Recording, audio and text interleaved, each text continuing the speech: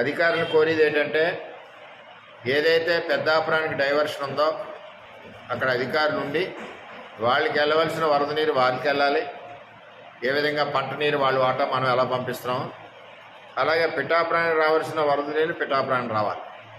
అంతేకాకుండా మొత్తం పిఠాపురానికి వరద నీరు వచ్చే పరిస్థితి ఉండకూడదు.